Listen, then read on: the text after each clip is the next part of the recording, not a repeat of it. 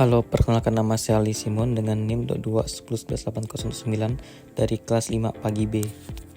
Sengketa pengadaan tanah untuk kepentingan umum.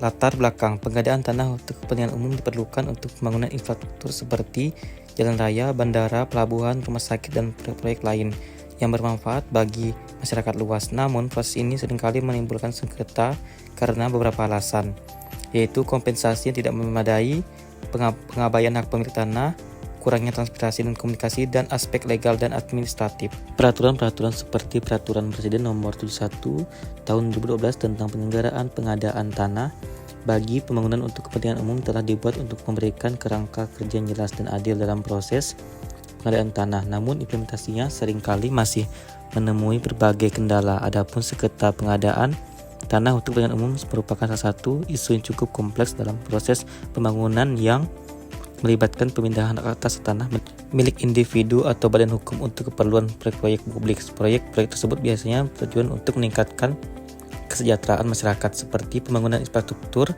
fasilitas publik, atau pemanfaatan tanah untuk kepentingan sosial yang lebih luas.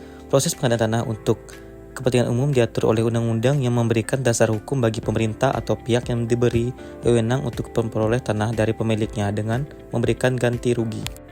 Meskipun diatur dengan undang-undang, dalam praktiknya pengadaan tanah seringkali memunculkan sengketa antara pihak yang melakukan pengadaan atau biasanya pemerintah atau badan usaha milik negara atau daerah dengan pemilik tanah yang terkena proyek tersebut. Sengketa ini dapat terjadi karena berbagai faktor, baik dari segi prosedural, ekonomi, sosial, maupun hukum.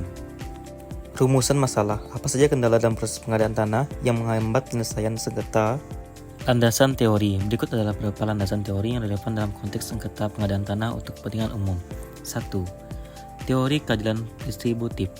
Konsep keadilan distributif berfokus pada pembagian sumber daya dan keuntungan secara adil di antara semua pihak yang terlibat. 2.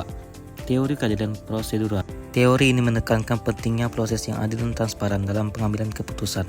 3. Teori kepemilikan dan hak. Teori ini berfokus pada hak-hak pemilik tanah dan bagaimana hak-hak tersebut harus dihormati dan dilindungi. 4. Teori konflik. Teori ini mengemukakan bahwa konflik adalah bagian alami dari hubungan sosial, terutama ketika ada kepentingan yang bertentangan. 5. Teori manajemen konflik. Teori ini menawarkan berbagai strategi dan teknik untuk mengelola dan menyelesaikan konflik. 6. Teori ekonomi. Teori ekonomi membantu menjelaskan bagaimana faktor-faktor ekonomi seperti harga tanah, nilai pasar, dan permintaan dan penawaran mempengaruhi proses pengadaan tanah dan potensi sengketa yang timbul. Pembahasan. Terdapat beberapa kendala dalam proses pengadaan tanah yang seringkali menghambat penyelesaian sengketa. Berikut beberapa di antaranya. 1. Kompensasi yang tidak memadai. Pemilik tanah mungkin merasa bahwa ganti rugi yang ditawarkan tidak sesuai dengan nilai tanah mereka atau tidak mencukupi untuk membeli tanah berganti.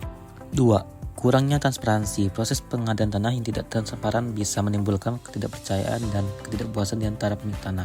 3. Prosedur administratif yang rumit. Proses administrasi yang berbelit-belit dan birokrasi yang lambat bisa memperpanjang waktu penyelesaian sengketa. 4. Kurangnya keterlibatan komunitas. Tidak melibatkan pemilik tanah dan komunitas lokal dalam proses pengambilan keputusan dapat menyebabkan resistensi dan protes. 5. Nilai historis dan budaya. Tanah yang memiliki nilai historis atau budaya yang tinggi mungkin menimbulkan resistensi dari masyarakat yang merasa bahwa pengadaan tanah akan merusak warisan mereka.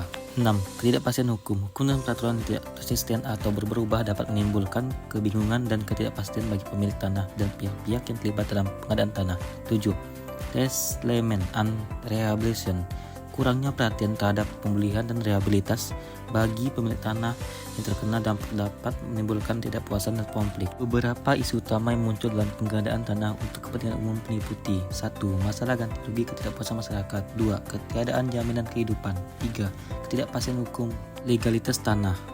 4. Status tanah yang tidak jelas. 5. Kelemahan dalam proses administrasi prosedur yang rumit. 6. Koordinasi yang buruk. 7. Keterbatasan sumber daya SDM dan penadaan. 8. Tekanan waktu target pembangunan. Proses pengadaan tanah di Indonesia seringkali menghadapi berbagai kendala yang menghambat penyelesaian sengketa. 1. Masalah administratif dan prosedural. Maladministrasi. Banyak kasus pengadaan tanah yang tidak mengikuti prosedur hukum yang berlaku. 2. Isu ganti rugi. Ketidakpuasan terhadap ganti rugi yang ditawarkan seringkali tidak memadai atau tidak sesuai dengan harapan masyarakat. Kesimpulan, pengadaan tanah untuk kepentingan umum merupakan proses yang krusial dalam pembangunan infrastruktur yang mendukung kepentingan masyarakat luas.